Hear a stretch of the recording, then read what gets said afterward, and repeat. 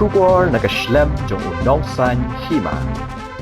Kala bandai kasian ke baningkong hapok ke jala bagi Paidbah marsyu Khie na Thiah kinet yang lain hajaka di tiket ha gofling mentang sengi sajan ha kapor hanyo beje menstap namar kiting yok hiduk tiket kumbadu ha kajing lekai quarter final. Watla kajaka di tiket ha gofling ke badan kampaji ya kemadan JN Stadium Pulo kan pli ha kapor ar beje jan miet Henry ki Paidbah na duk Kyrshan rang bat kilong kemi kilawan up tiket lupa na duk hanyo beje menstap.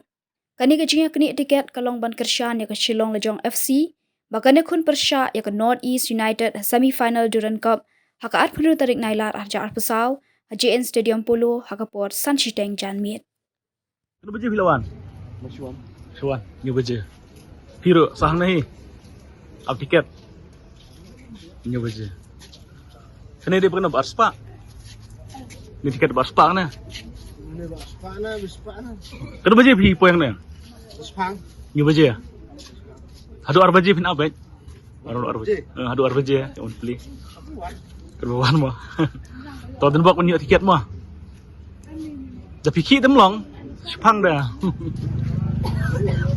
ไม่ปักกันมาจีป่วยเนี่ยกันมาจีป่วยเนี่ยน้ำป่วยแต่พังอัพพิเกตไอ้ชิน้อง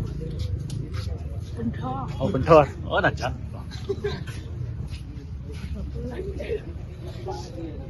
tiket adanya berjam step tiket Bapak ada piwan tiket hanya, nggak isnong. Ini Kan baje piwan ni, ni baje. Tuan Baspang. Tiket kan PR baje pin ambai kan mana? Apa ni kan? Apa baik boh, nampak ka di lekai semifinal. Piyo apa jam tu last na? Ya. Yo.